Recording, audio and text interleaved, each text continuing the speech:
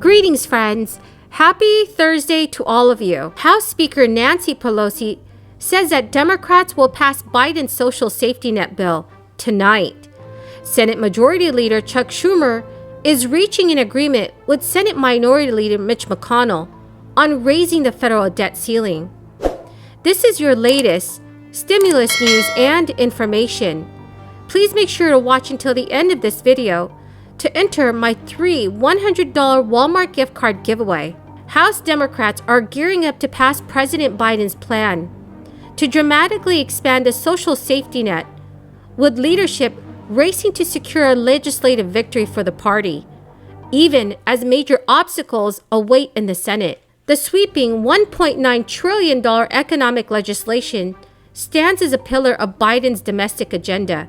It would deliver on key Democratic priorities by dramatically expanding social services for millions of Americans, working to mitigate and address the climate change, increase access to health care, and also deliver aid to millions of families and children.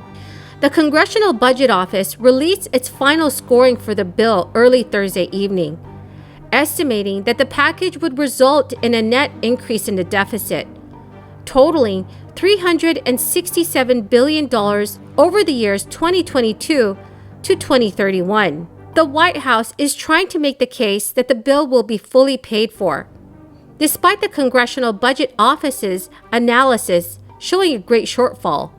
Senior White House officials Brian Deese and Louisa Terrell met with moderate House Democrats after the numbers were just released.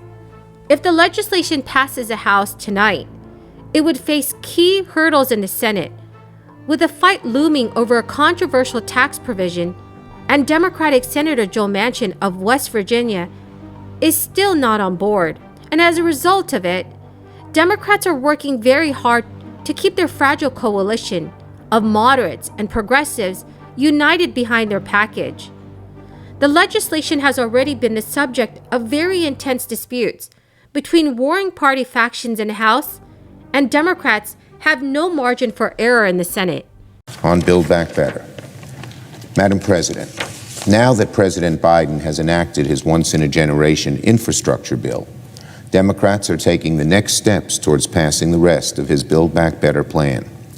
The last year and a half have been unlike any in modern U.S. history. We've had a once-in-a-century pandemic followed by the worst economic crisis since the Great Depression. We've come a long way this year as we've lifted our country out of the depths of these crises, but the challenges, of course, aren't over. Americans right now want us to lower costs for things like health care, prescription drugs, child care. We have a responsibility to pass legislation that will cut costs and improve American lives. That's why we need to keep working on passing Build Back Better. We know that passing this critical legislation will lower costs from some of the most basic and essential things in everyday life. And as economists from leading rating agencies said yesterday, Build Back Better will not add to the inflationary pressures in the U.S. economy. The child care provision could alone save families thousands of dollars each year. Families on average spend $10,000 annually on child care for each child under 4. A generation ago, this was unheard of. Build Back Better will dramatically lower costs for millions of families by providing the largest investment in child care in American history. The same goes for prescription drugs. If you're one of the roughly 10 million Americans who relies on insulin to manage your diabetes, chances are you've been spending more and more as the cost of this once affordable drug has skyrocketed. It's truly one of the In the end, the legislation will likely have to be altered, potentially significantly, to get every member of the Senate Democratic caucus to vote for it, as key members raise major concerns with the contents of the bill. Speaker Nancy Pelosi said at her weekly press conference that the legislation is on track for a vote in the House after a vote on a rule governing floor debate. She had told reporters, "We will vote on the rule and then on the bill. Those votes will hopefully take place soon." Friends, the key word for this video is marshmallow. If you would like to enter this Friday's 3 $100 Walmart gift card giveaway, please make sure that you are subscribed to my channel, click and like my videos, and comment below the keyword from each video. Thank you so much, friends. In a warning sign for the party, Joe Manchin, the most important swing vote, who has expressed major concerns over a variety of elements of the bill, told CNN News that he has not decided whether to support voting to proceed to the Build Back Better bill, the critical first vote to take up the measure in the Senate.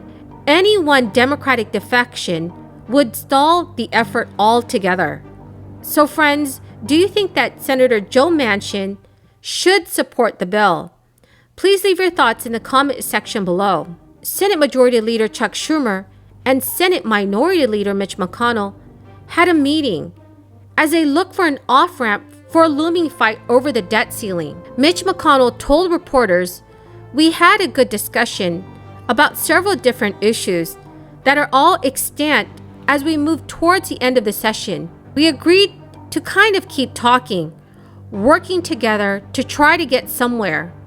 Raising the debt ceiling of the U.S. government is one of several issues on Congress's year-end agenda, after Treasury Secretary Janet Yellen warned lawmakers that they will hit the X date. That is when the government will be no longer solvent on December 15th. Congress also needs to fund the government and complete a defense bill.